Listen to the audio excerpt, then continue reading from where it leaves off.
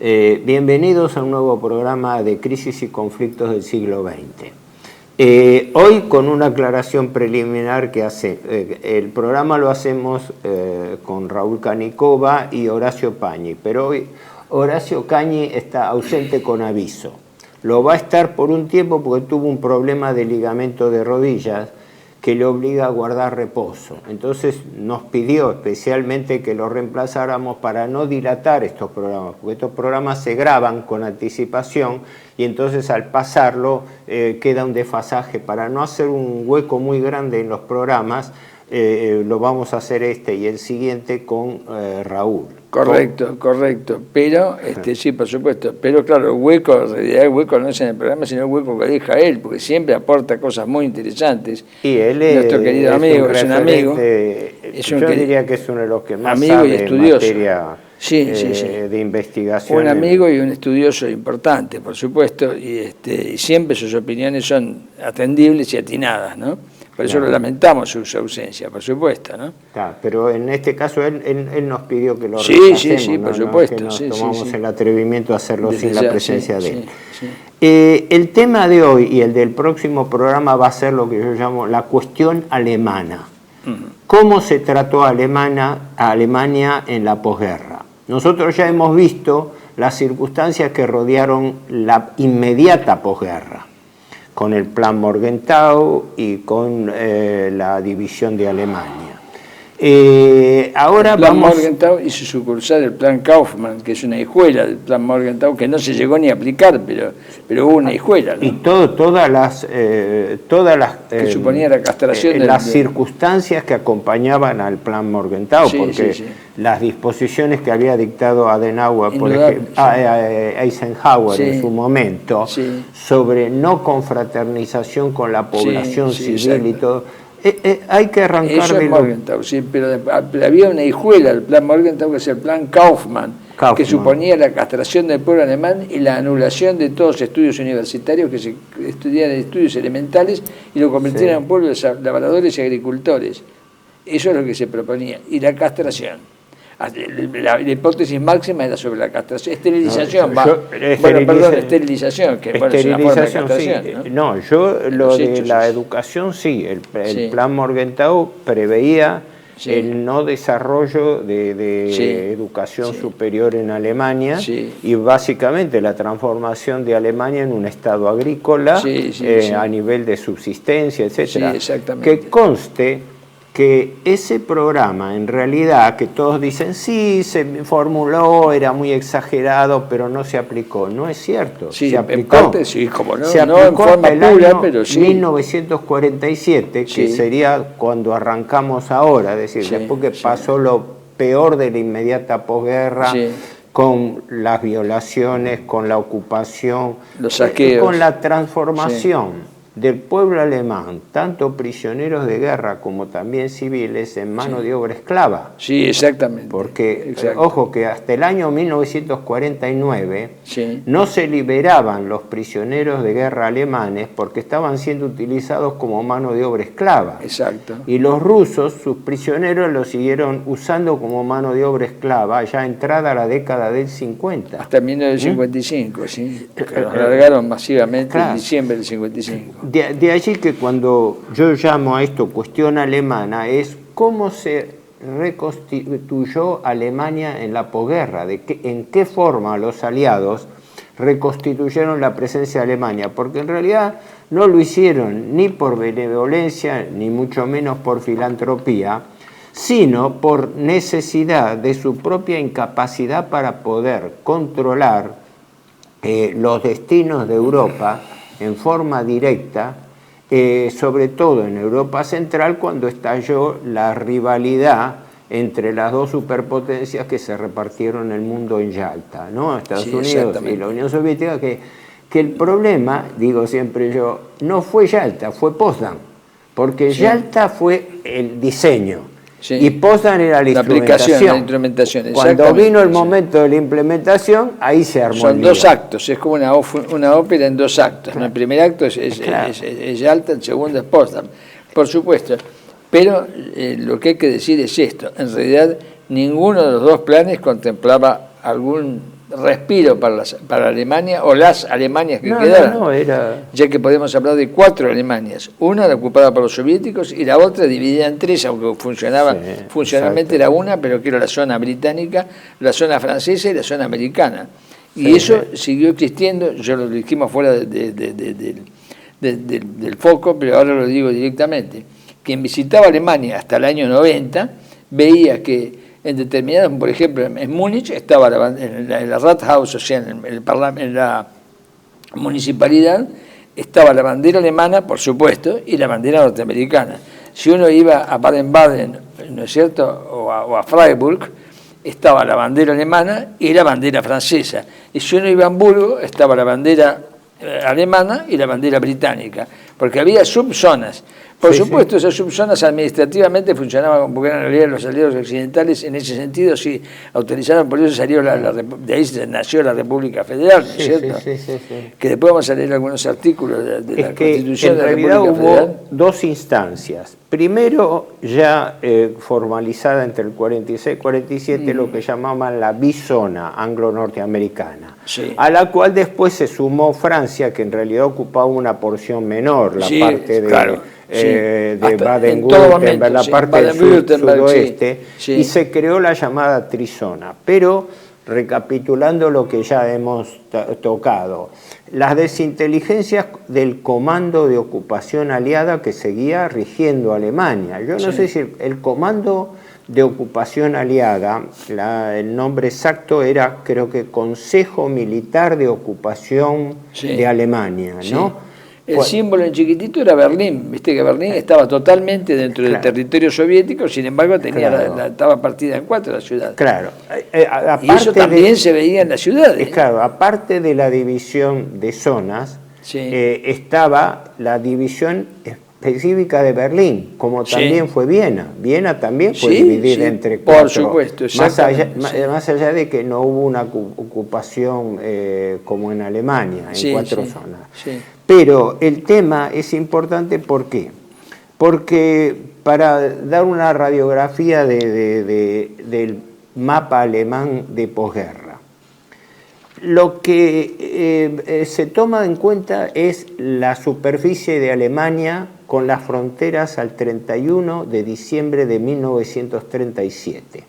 Todos los documentos oficiales, y ahora aceptados por la Alemania unificada también, es que todas las consideraciones políticas, militares, legales, jurídicas, arrancan de esa fecha. ¿Por qué? Porque fue previo al Anschluss, a la anexión con Austria, y fue antes del Pacto de Múnich de los Sudetes, por los cuales los aliados habían aceptado y reconocido por eso validez de las fronteras al 37. Todo eso se desconoce desde ya.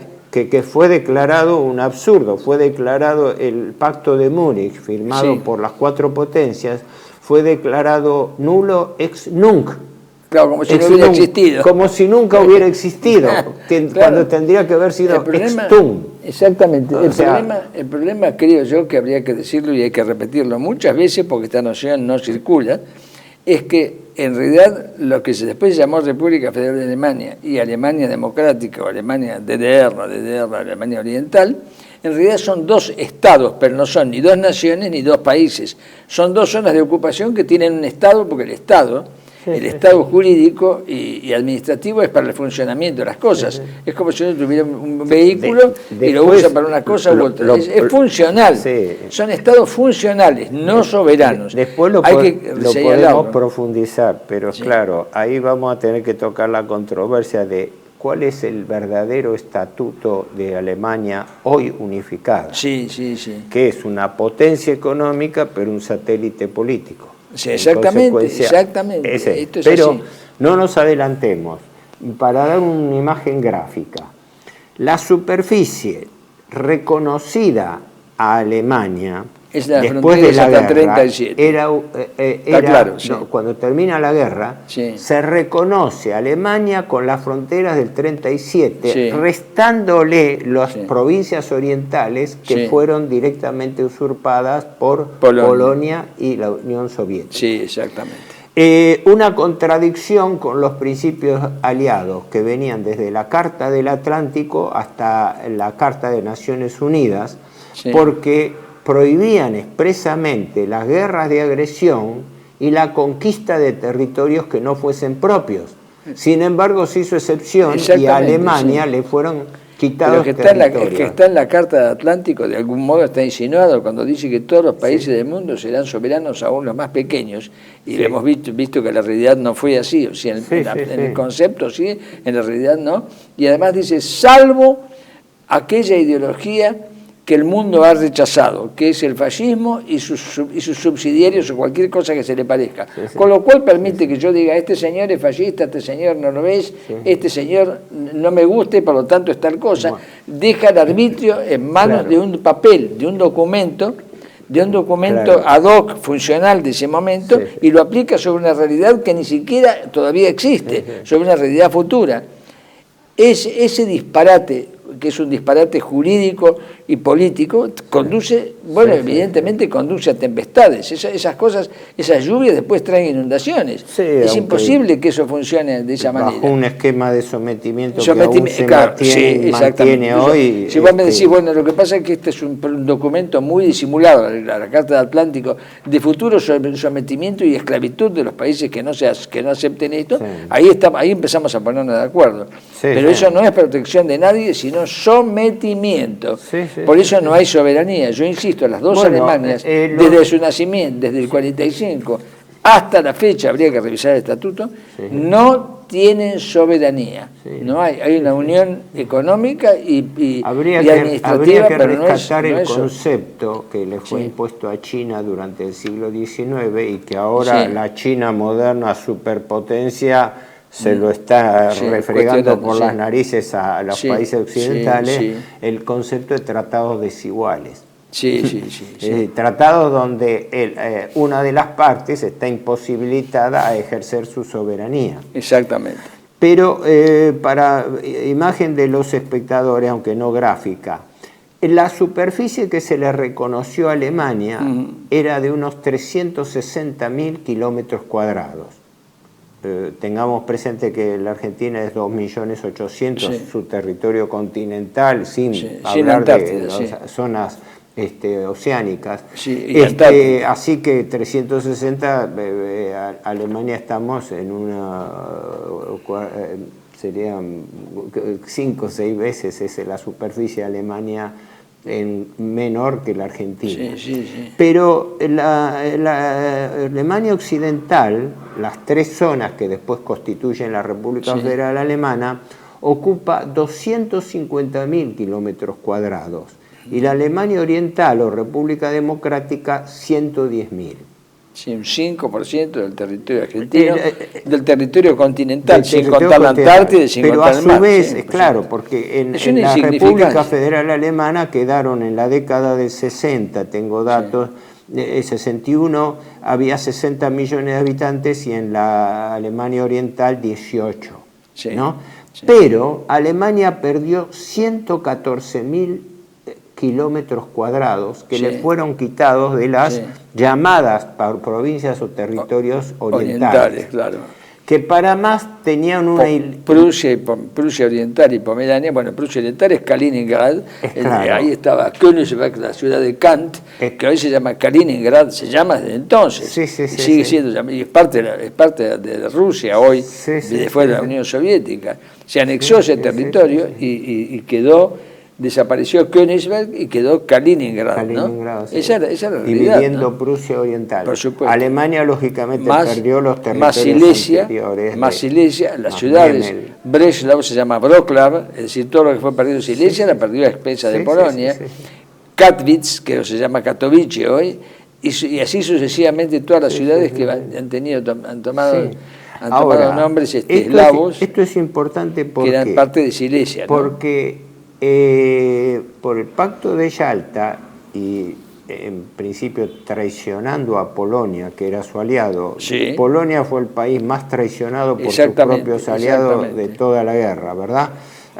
Hasta el ocultamiento de la masacre de Katyn que hicieron los rusos y se pretendieron atribuir a los alemanes, que recién los reconoció el gobierno Gorbachov. En el final, cuando ya desaparecía la Unión Soviética, a punto de desaparecer la Unión Soviética, en un acto extremo, Mikhail Gorbachov reconoció eso con el último gobierno, llamémosle comunista de Polonia, del general Wojciech Jaruzelski. Era Jaruzelski presidente de Polonia, y se reunieron con Gorbachov y hizo un homenaje en el bosque de Katyn a las víctimas, reconociendo, les dijeron víctimas del stalinismo. No nos engañemos, son víctimas del comunismo. Dijeron del stalinismo, no del stalinismo, no del comunismo. Era el sistema comunista era un sistema de liquidación de las personas.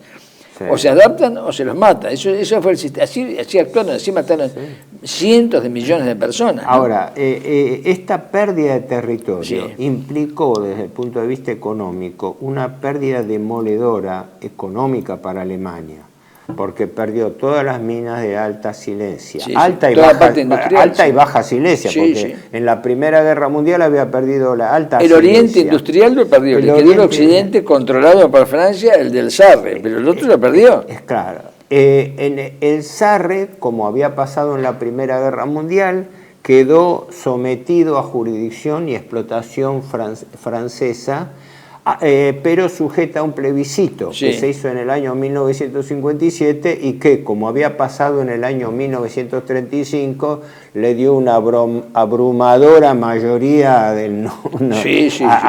porque era población alemana sometida compulsivamente, sobre todo por las minas de hierro claro, además de eso había un maltrato de la población, como los noticieros lo demuestran, los noticieros franceses, no digo noticieros alemanes, noticieros franceses muestran el maltrato y la vejación de la población en el Ruhr. ¿Cómo lo iban a votar? Hay que entender que la población alemana, después de posguerra, no tenía derechos cívicos. No tenía derechos cívicos. Eran habitantes, eran lo que se llama habitantes, no ciudadanos, habitantes, gente que habita en un lugar. Sí.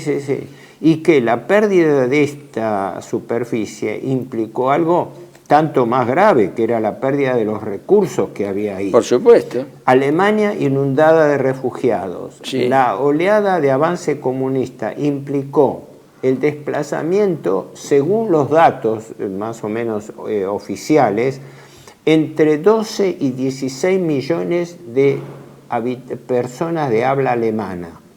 Pero eso implicaba el tratamiento de los alemanes. Pues estás hablando de los desplazados, ¿no es cierto? De los desplazados, los refugiados. Sí, exactamente, es eso, 18 millones.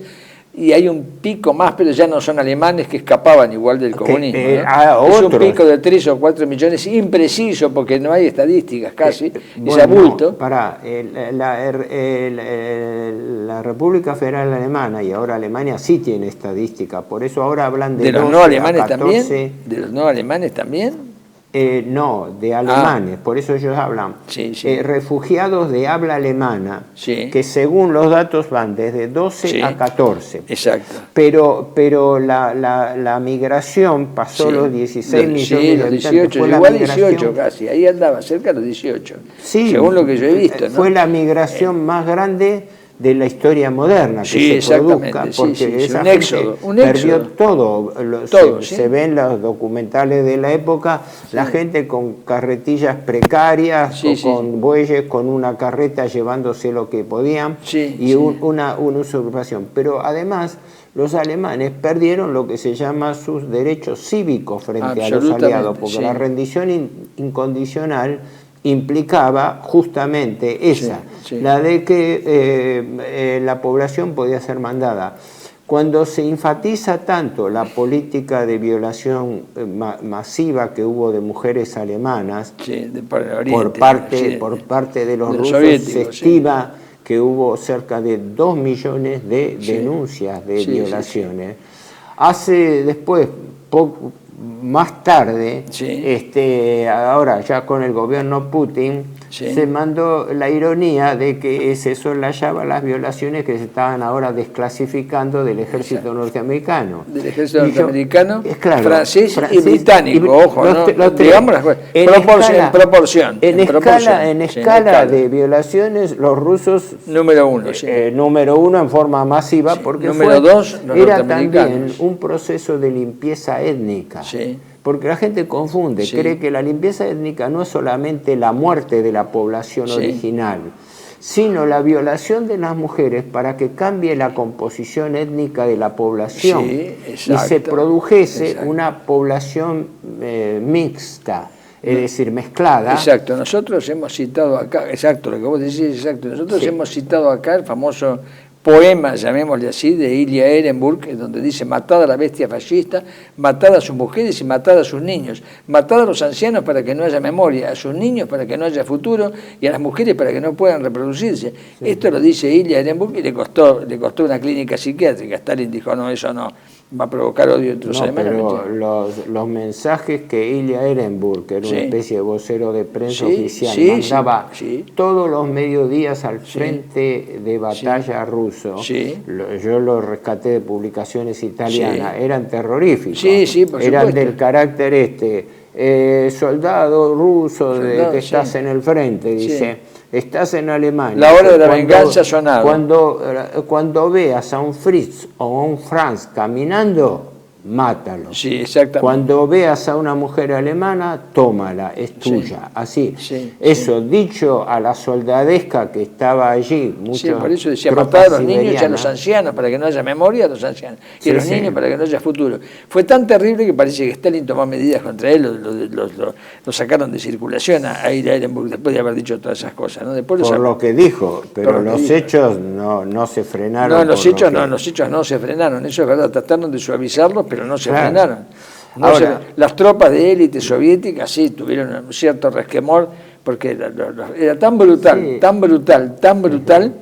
que las mismas tropas de élite soviéticas decían: cuidado que ahora vienen los monstruos atrás, y los monstruos eran la soldadesca, lo que se llama soldadesca. En el libro de Jürgen Thorwald, comenzó en el Vístula y terminó en el Elba, un documento se da un panorama tremendo de lo que fue la ocupación soviética en la zona oriental. Es un documento fundamental el libro de Thorwald. Ese libro de Thorwald es un documento fundamental. En la década de y el otro, 50, aunque 60. Limitado al tema religioso, no puede desconocer el entorno, que es el informe de los obispos de Silesia y de los pastores de Silesia con la entrada del Ejército Rojo. Ese informe, que es de tipo religioso, porque se refiere a la persecución de los religiosos, no puede desconocer el entorno, que fue una persecución general contra toda la población germánica por venganza. Esa venganza ¿cómo se llama?, soviética, tuvo su réplica por cansancio de guerra o por lo que vos le quieras llamar, cualquier atenuante que le quieras poner, en este orden: primero los norteamericanos, después los soviéticos, por supuesto, ¿no? Primero los norteamericanos, segundo los ingleses y tercero los franceses, con matices. Por ejemplo, cuando uno dice la venganza soviética, no te olvides que la venganza soviética venía pegada con la venganza del ejército polaco comunista, que el ejército polaco de Lublin, el ejército comunista, venía con el ejército rojo. Entonces las atrocidades eran compartidas, ¿no es cierto? Y además, en el caso de la Alemania, después Alemania Occidental, o sea, hasta el Elba, ¿por qué que son los principales eran norteamericanos? Porque había más cantidad de norteamericanos que de ingleses y de franceses. Pero el tema es el refinamiento. Las peores torturas y las peores barbaridades dentro de este espectro, olvidémonos de los soviéticos por el momento, hablamos de Estados Unidos, Gran Bretaña y Francia. Si bien Francia es la que tiene menores cosas, menor cantidad, no en sadismo. En sadismo han sido terribles porque dejaron libre mano a los Gumie, a las tropas del Rif, a las tropas marroquíes y argelinas del Rif, que eran tropas de montaña de una crueldad fenomenal, que son las que devastaron el sur de Italia. Hay muchos episodios, por ejemplo, que en la zona de ocupación norteamericana operaban comandos de venganza, muchos constituidos por judíos de la resistencia comunista, exactamente, que bajo el amparo norteamericano y a veces usando uniformes norteamericanos secuestraban y asesinaban. Eso en la zona norteamericana, inclusive envenenaron el pan en los campos de concentración donde había gente de la Waffen-SS. Por supuesto, eso sucedió y tuvieron que intervenir las autoridades. Eso en la zona norteamericana. Pero en la zona francesa, que no tenían ese problema, le dieron libre curso a los Gumie, a los argelinos y marroquíes que ya habían devastado en Italia. Que ellos pedían dos cosas: violación, es decir, mujeres, y saqueo. y saqueo. Ahora el problema es que, como sabemos muy bien, entre esos pueblos es muy difícil distinguir la condición específica sexual. Para ellos un niño equivale a una mujer. Entonces violaban niños y violaban gente para humillarla. Es una vieja tradición, no te olvides cuando se toma Constantinopla en 1453, ¿no es cierto? Con la toma de Constantinopla, la familia imperial fue violada y violaron al mismo emperador, según algunos relatos, violaron al mismo emperador para humillarlos, porque está la humillación. Pero también. No, el emperador murió luchando. Bueno, el que murió luchando, los príncipes que habían quedado, sí, el emperador murió luchando, sí. ¿Verdad?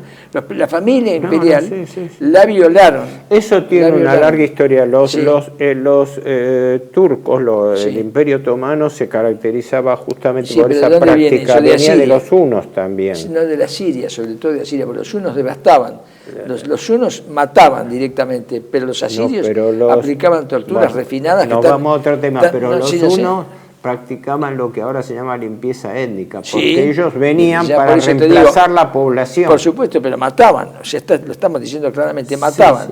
En cambio los asirios no mataban simplemente, sino que practicaban refinadas torturas antes de la muerte.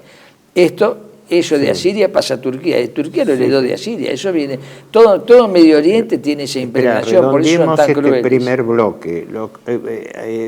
Yo pido a la gente que escucha este programa que busquen la historia de Onken, el tome de Siria y Babilonia, y ahí están las tablillas de arcilla de la época de Asiria que describen minuciosamente las torturas como si fuera un código legal, ¿no es cierto? Pero por eso simplemente para redondear este primer bloque, lo que tratamos de hacer es caracterizar cuál era el estado de destrucción y de opresión sobre la población alemana hasta el año 47, es absolutamente en que se produce un cambio que, vamos a ver ahora en el segundo bloque. Exactamente. Residencia como en casa, siempre contigo. Es un hogar habilitado en la ciudad de Buenos Aires con más de 30 años de experiencia en el cuidado de adultos mayores. Ubicada en el barrio de Villa Real, en pasaje Francisco Bauzá 2372, casi esquina Tinogasta. Ofrecemos atención personalizada y un ambiente cálido para nuestros abuelos. Contamos con habitaciones premium, con baño privado y TV por cable, menú supervisado por nutricionista,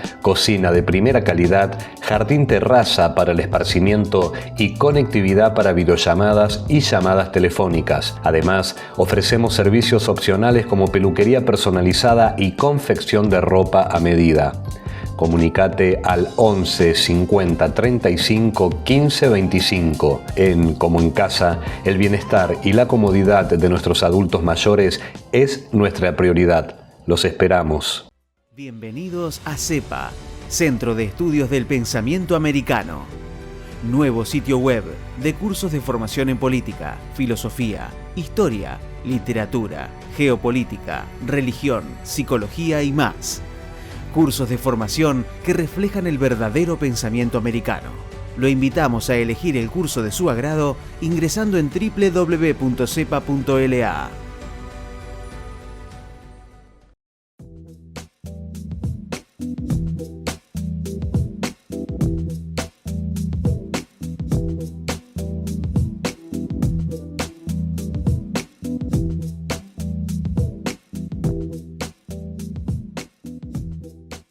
Decir siempre la verdad primero tiene un precio. Dependemos de tu ayuda. TLB1, toda la verdad primero.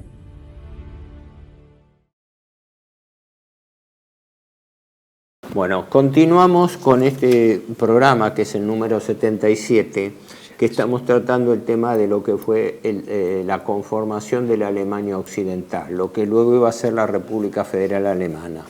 En este segundo bloque vamos a prestar atención a qué pasó en materia económica como en Alemania. La situación de destrucción, de pérdidas humanas, territoriales, recursos, fue endémico. Paradójicamente, en la Segunda Guerra Mundial, los aliados occidentales, no Rusia, no Stalin, hablaron de que no se le iba a imponer reparaciones a Alemania después de la Segunda Guerra Mundial.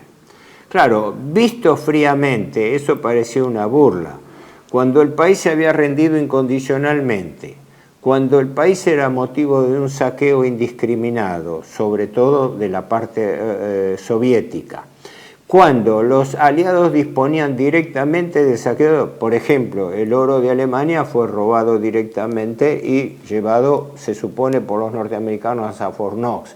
Después se armó mucho la teoría, la fábula de que había tesoros escondidos, que los alemanes habían tirado en los lagos que nunca se encontraron. No, hubo un lago se hizo famoso, el Teplitz. El Teplitz, claro. Pero la realidad es que los norteamericanos mismos filmaron el descubrimiento del oro almacenado en una vieja mina de sal abandonada, no sé si en la Selva Negra o en qué lugar de Alemania, y dónde fue a parar ese oro. Por eso, entonces no tenía sentido a un país ocupado donde se disponía discrecionalmente de sus recursos imponerle reparaciones, porque estaba siendo objeto de saqueo.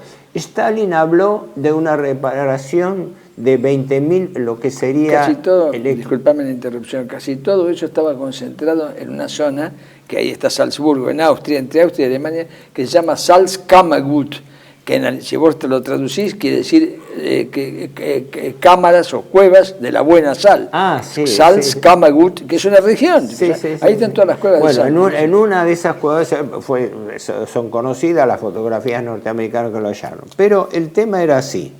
Yo decía en el bloque anterior, hay un cambio entre el plan Morgenthau que fue aplicado en Alemania hasta el año 47, en que los Estados Unidos ya, con las desinteligencias crecientes con la Unión Soviética, empiezan a necesitar organizar a Alemania porque el vacío geopolítico que se había producido en Europa central hacía necesario que el trato con Alemania tuviese que cambiar. Además, era no solamente Alemania, sino era toda Europa occidental la que estaba sumida en la pobreza, en el problema de la reconstrucción.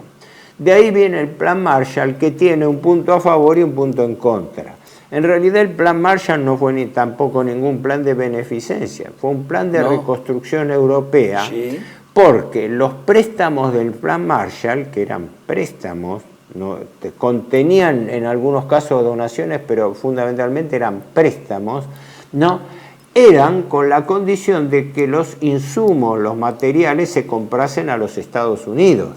Claro. O sea, yo te presto para que vos me compres. Exactamente. Es decir, yo te derroté y te doy un préstamo para que vos me compres y me compres el producto y además me pagues el interés por lo que te presté. Está claro que es así. Además, un hecho importante, la misma industria alemana, las empresas alemanas, fueron captadas y obligadas a compartir con capital financiero internacional de Estados Unidos. Vos lo has mencionado también, el tema de las patentes. Las patentes se hizo tabla rasa. Por eso. Se presentaba un tipo y decía, quiero las patentes de esto, y se las tenían que dar. Ocurrió lo siguiente, eso está contado en un libro específico. Ahora no recuerdo el autor, lo he visto, en varios lados.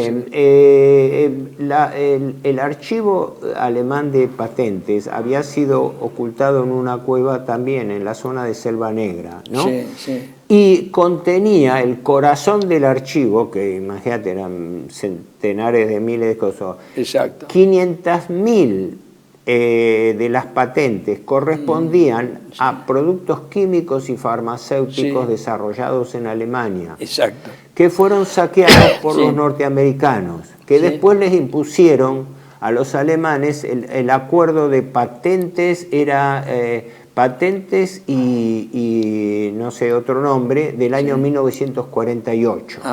Eso tengo toda la documentación, es en un libro de un norteamericano, Harris, de Fondo de Cultura Económica, donde se habla en detalle. Solamente el valor de esas patentes era incalculable, porque fue el motivo.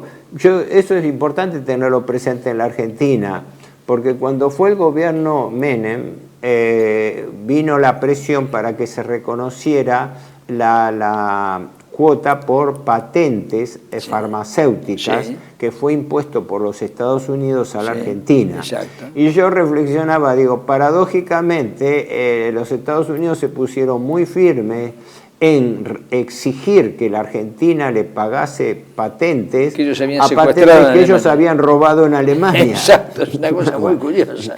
Ahora, ¿qué ocurre? La situación económica era cada vez más grave. Y el avance de la pobreza, el avance del descontento social, el avance de la explotación de la población alemana, ya hacía temer el descontrol. Y ese descontrol iba a ser aprovechado por el avance comunista. Desde ese punto de vista, Stalin fue más hábil, porque Stalin conformó rápidamente en un estado policíaco la Alemania Oriental. Sí. Y como vamos a ver más adelante en el próximo programa cómo se conformó la República Democrática Alemana, pero lo hacía con idea de que no iba a alargarse una operación militar, porque la tan temida Tercera Guerra Mundial inminente, en mi opinión, por todas las cosas que uno ha leído, la Unión Soviética no estaba en condiciones de desarrollarla, pero sí había tomado un apuntalamiento la expansión del comunismo. Entonces, la consolidación en los territorios ocupados. Por eso pensaba en términos más políticos que económicos.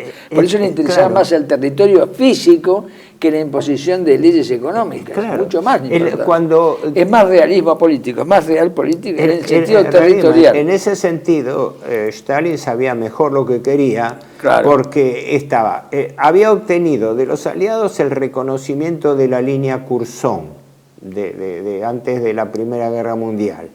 Y en compensación, porque se habló de eso, en compensación le robaban el territorio alemán al este de la línea de los ríos Oder-Neisse, que eran 114.000 kilómetros cuadrados con sus recursos, como hemos dicho. Exactamente. Entonces, ¿qué ocurre? La situación alemana ya era caótica. En Alemania no había moneda, el Reichsmark había perdido su valor, se había desaparecido. Se había caído en una economía de trueque, hasta las colillas de cigarrillos se utilizaban como moneda convencional, la situación de pobreza, de confusión era total, no tenemos tiempo para desarrollar en detalle, pero a raíz de eso... Solo podemos decir una sola palabra, atroz, la situación era atroz. Sí, caótica. Desde el punto de vista humano, económico, social, era atroz, no mala. Pero más allá de las calificaciones, la situación era caótica. No se podía controlar la atrocidad, incluye el caos. La economía. El caos es parte activa de la atrocidad. Se instaura, sobre todo bajo el manejo aliado, pero fundamentalmente norteamericano, se instaura la necesidad de que se aglutinen dentro de la trizona, dentro de la zona de Alemania Occidental, medidas previas a la constitución de un Estado independiente. Un Estado fantoche, pero que nunca lo fue. Un Estado formal. Un Estado formal. No independiente, sino formal. Entonces, se procede a la reforma monetaria. ¿Por qué era importante la reforma monetaria? En lo inmediato y en lo formal, porque Alemania no tenía moneda y porque el Reichsmark había perdido su valor. No existía más, había desaparecido. Había perdido totalmente su valor, había una inflación galopante. Había desaparecido, una moneda que fue anulada, no existía más. No tenía claro valor porque allá las transacciones no se hacían. Estaban, como se llama, muchos billetes habían sido, como se llama, sobresellados para los intercambios elementales, pero ya no se lo reconocía como moneda, por eso estaba el trueque. El trueque es parte de esto. Y aparte el caos, el mercado negro, etcétera, era una situación caótica producto de la anarquía imperante.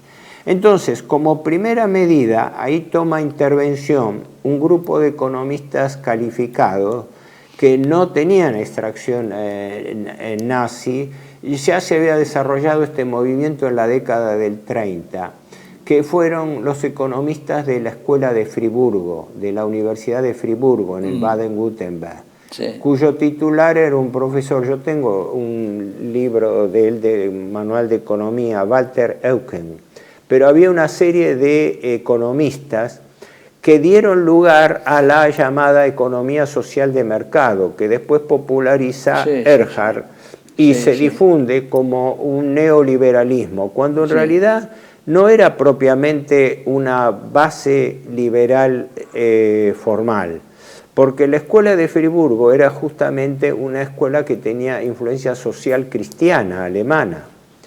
Y consecuentemente el planteo que se hacía era el de llamado ordoliberalismo. La palabra ordoliberalismo significaba liberalismo con intervención estatal, ¿no? Donde se reconocía, con lo cual se generaba un conflicto con la idea del liberalismo clásico, que es un liberalismo de tipo anárquico, como en la Argentina propone hoy en día el presidente Milei. Es decir, el liberalismo llevado a su máxima expresión es anarquismo, ¿no? En cambio, el ordoliberalismo era el liberalismo con orden. Una forma de tirarse en paracaídas para no estrellarse contra el suelo. Sí, lo entendés, está claro, para decirlo en términos simples. Entonces, es como me tiro en paracaídas, si no me rompo las piernas. Entonces se llega a una confluencia entre esta escuela de Friburgo, que fue la que más aportó, incluso Wilhelm Röpke y otros economistas conocidos de la época, que tenían extracción cristiana. Influían, el pensamiento era más social cristiano. Müller-Harnack era uno de los que yo leí más importantes. Con eso se constituye, primero se hace la reforma monetaria. La reforma monetaria tuvo en realidad no solamente una finalidad de ordenamiento, sino también de equilibrio en las finanzas públicas. ¿Por qué? Porque a través de la reforma monetaria, como ocurre normalmente, se robaron los ahorros del pueblo alemán. ¿Qué pasó? Se estableció la conversión forzosa de los viejos marcos alemanes, el Reichsmark, en nuevos Deutsche Mark, ¿no? o marcos normales, a una relación de conversión de 1 a 10. Pero que era discriminada de tal manera que podía llegar a ser hasta 1 a 100. Con eso licuaron los pasivos de todos los ahorros alemanes que se habían acumulado durante la guerra, porque Alemania había financiado la guerra fuertemente con ahorro forzoso. Entonces los alemanes habían acumulado teóricamente sumas muy altas de ahorro forzoso. Al producirse la reforma monetaria licuó esa diferencia y consiguientemente todo el pueblo alemán perdió miserablemente sus ahorros en relación hasta 1 a 100. De 100 a 1.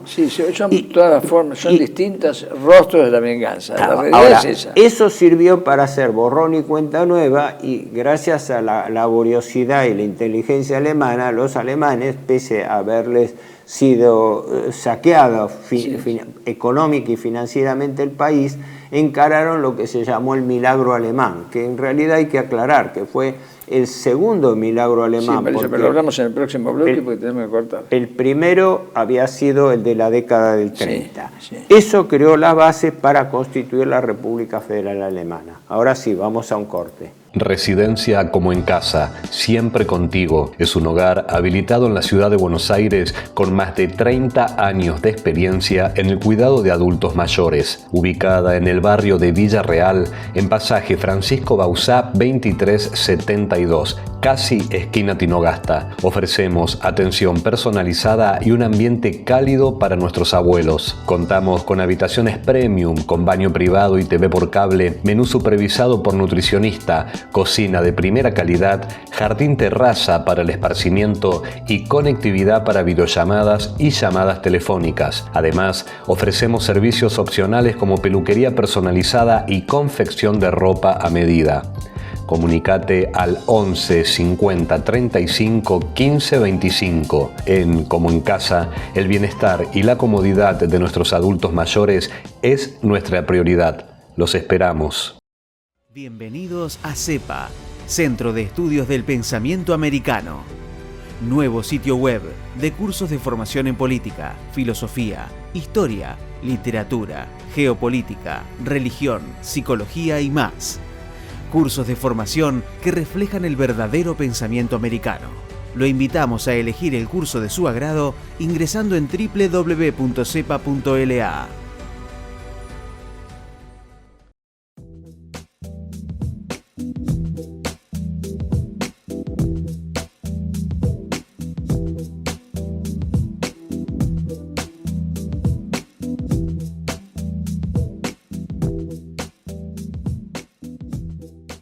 Decir siempre la verdad primero tiene un precio. Dependemos de tu ayuda. TLB1. Toda la verdad primero.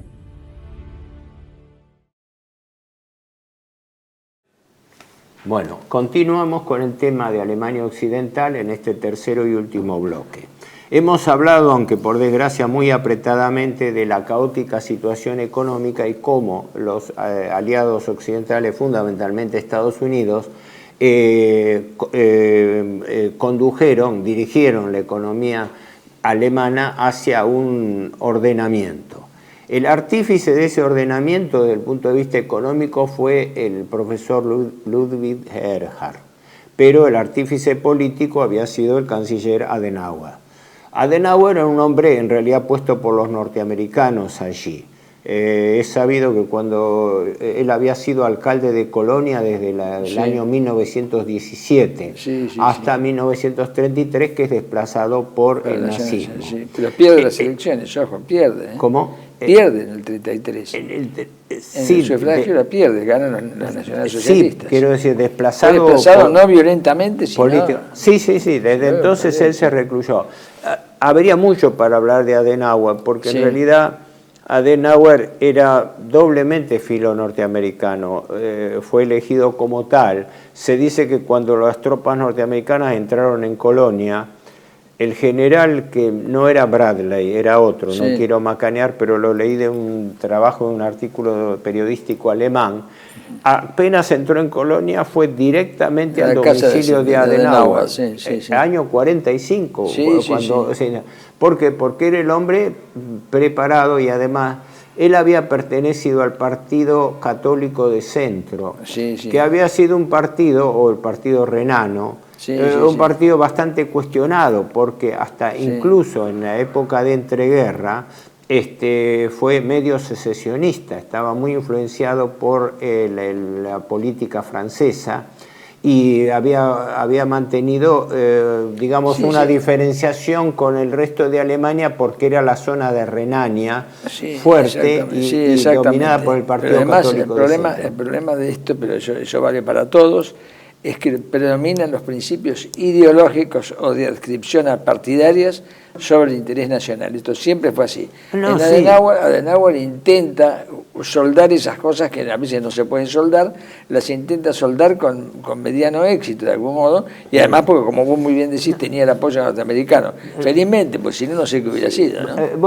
Adenauer en lo personal era muy respetado, pero tenía una vinculación. Yo creí que él era viudo de un primer matrimonio y casado con una mujer judía conversa, Sincer, que lo acompañó. Después se suicidó ella en el año 48, creo. ¿Tan rápido? Sí, una historia personal, porque relacionada con que a él lo habían detenido como sospechoso dentro del atentado del 20 de julio. Y ella lo delató, pero no lo delató voluntariamente, lo delató por una imprudencia. Y se dice que quedó muy remordida por esa, porque no es que fue una traición directa, y creo que años después se suicidó por ese motivo, y él muy viejo sucedió. Pero dejando de lado el episodio personal, Adenauer fue un hombre que acomodó la situación en Alemania Occidental a imagen y semejanza de la política norteamericana. Sí, claro, claro. Por eso Adenauer en realidad es un bote salvavidas, es un salvavidas. No, él en lo personal no era un hombre objetable por su trayectoria personal, era un hombre muy católico, de línea, sano. Por eso digo, es un bote salvavidas. Sí. No es una nave que lleva a Alemania, no. Es un bote salvavidas, salvó lo que se pudo.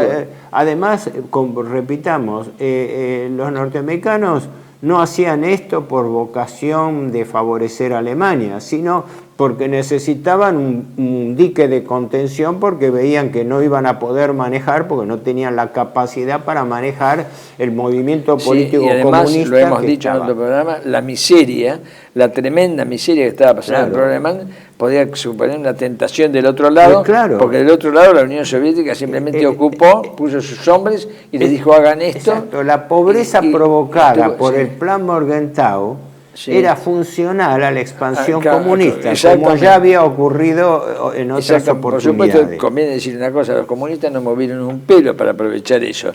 Respetaron Yalta, se respetó Yalta y Potsdam rigurosamente, no movieron un pelo, ni un milímetro se movieron. Pero además, cosa importante que sirve de entonces como ejemplo, la socialdemocracia alemana, el Partido Socialdemócrata, hace una conversión, después fue una famosa conferencia, pero eso fue a posteriori, la conferencia de Bad Godesberg, donde el Partido Socialista Democrático declara su ruptura con sus antecedentes marxistas y declara que acepta las reglas del capitalismo, etc. Así se crea el tándem socialdemocracia-liberalismo. Sí, una cosa muy curiosa también es que la escuela de Frankfurt, la funesta escuela de Frankfurt, toma esta actitud, porque acuérdense que la gente de la escuela de Frankfurt se exilió en Estados Unidos. Algunos quedaron con Marcuse y otros quedaron en Estados Unidos, pero otros, es decir, le quitaron, el primero se llamaba Escuela Marxista de Frankfurt, le sacaron lo de marxista y quedó Escuela de Frankfurt. Pero la escuela de Frankfurt tiene origen clara y netamente marxista, ¿no? Sin ninguna duda. Pero compatibilizado con el socialismo democrático moderado, que es el que después sucede a Adenauer. Por eso después lo sucede a Adenauer. Lo limpiaron con la bandina y oxigenaron. Le echaron agua oxigenada y la bandina y le bajaron los decibeles. Pero vamos a la Constitución de la República Federal Alemana, que se produce en el año 49. Exacto. Previamente se impuso la reforma monetaria para unificar las zonas. Pero el Estado se constituye sobre bases federales, en base a los antiguos reinos que se transformaron en Länder, estados federados. Y esos estados federados constituyen la República Federal Alemana, unificando los 16 Länder de la zona occidental. Mientras que en la República Democrática Alemana eran 5 los Länder. Ahora, con esa unificación financiera por la reforma monetaria y por la laboriosidad alemana, se produce un rápido desarrollo que fue tipificado como milagro alemán, ¿no? Como segundo milagro alemán, para diferenciarlo del que había ocurrido en la preguerra en la década del 30 bajo el nazismo. Alemania empieza a tomar un despegue acelerado con apoyatura norteamericana, como muy bien lo demuestra el doctor Eduardo Conesa, con el apuntalamiento de un tipo de cambio competitivo, tipo de cambio alto, con políticas de desarrollo, y consecuentemente empieza a producirse un despegue notable con respecto a la Alemania oriental. Y se convierte así en la base más poderosa de la OTAN en el frente, porque es decir, no es, hay que señalar esto una vez más, Alemania federal es un Estado administrativo, jurídico, económico, sin soberanía, sin decisión propia. Toda su política exterior al 100% está subordinada a los angloamericanos. Potencia económica, pero un satélite político. Exactamente. Esto ahora, que tenerlo en cuenta. Y acá completar esto. El artículo 24, quiero ver el artículo 24, ¿no? Dice, la Federación de la República Federal podrá transferir derechos de soberanía mediante ley a instituciones internacionales. Es decir, está establecido en la misma ley, acá lo dice. La Federación podrá incorporarse para defensa de la paz a un sistema de seguridad colectiva. Claro, Constitución directa, artículo 24, ¿no? Aquella restricción de derechos soberanos que promueven y aseguren un orden pacífico y duradero entre los pueblos del mundo. Los subordina completamente. Para la solución de controversias internacionales, la Federación se adherirá a convenios sobre el arbitraje internacional de amplio y obligatorio, es decir, declina todas sus funciones.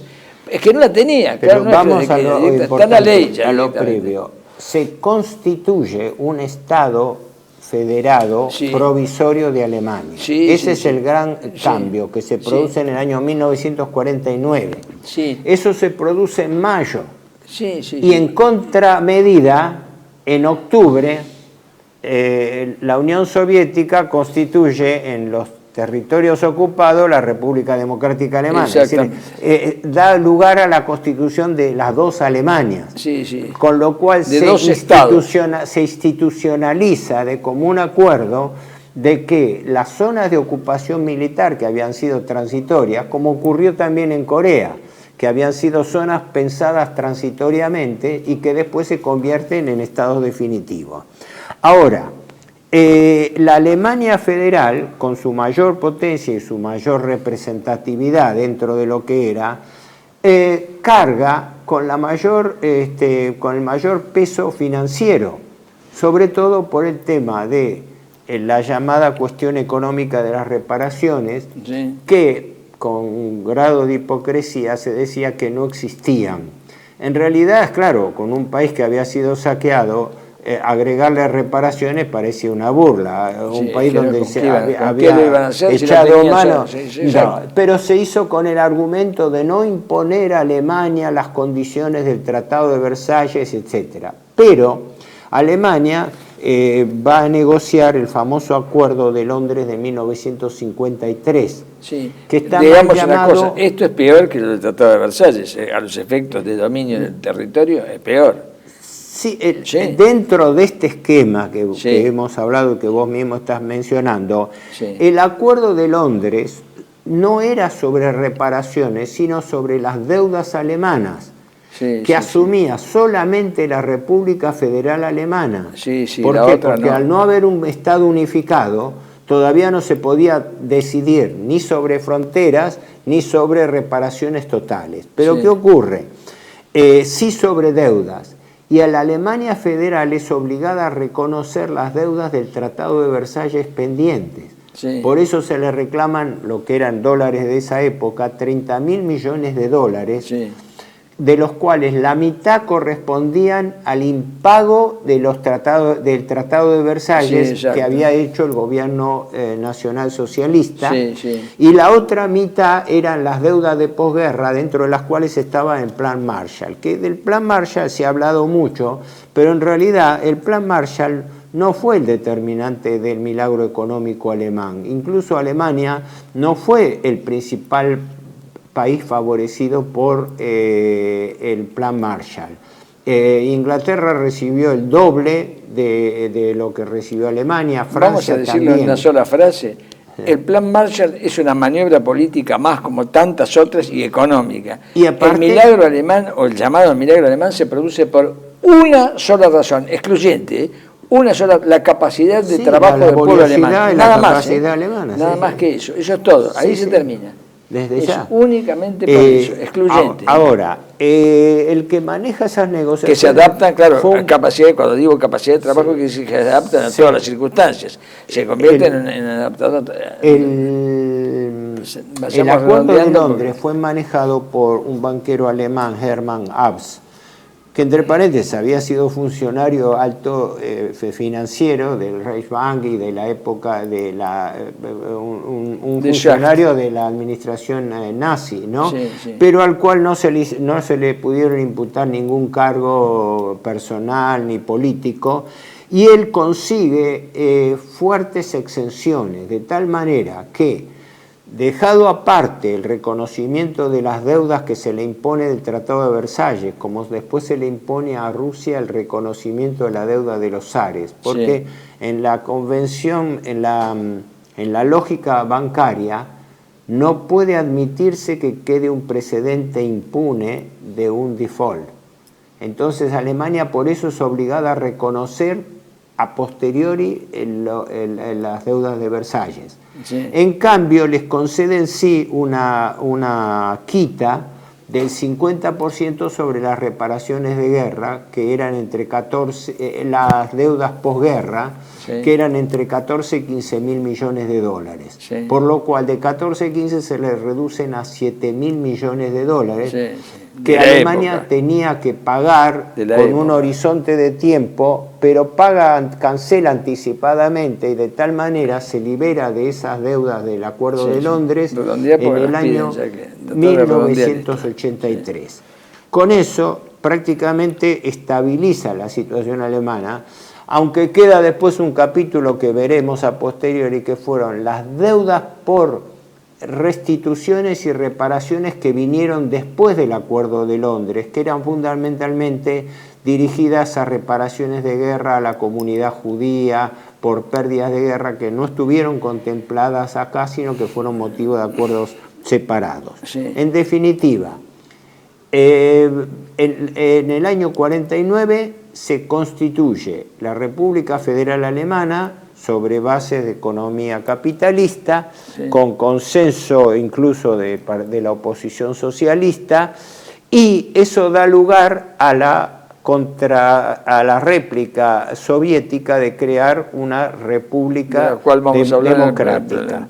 Y automáticamente la República Federal Alemana como Estado provisorio se incorpora a la creada recién OTAN. Sí, Organización del Tratado del Atlántico Norte, que tenía por finalidad oponerse a la expansión comunista. Sí, formalmente. En realidad de verdad es aplicar las políticas que servían a los intereses financieros de Estados Unidos y de Gran Bretaña. Sí, punto. Nos movemos en el marco del tándem Yalta-Potsdam. Exactamente. No se movieron de allí. Exactamente. Y por eso hablaba yo de que la cuestión alemana está en el nudo de la Guerra Fría, porque lo que se llamó Guerra Fría en realidad era la contraposición de intereses y el posicionamiento en cuanto a qué, al control de la Europa central. Por supuesto, el control para que el control de la Europa central no cayera en manos del comunismo. Ni la OTAN ni el Pacto de Varsovia, del cual hablaremos después, se enfrentaron, no se dispararon ni un solo tiro entre ellos,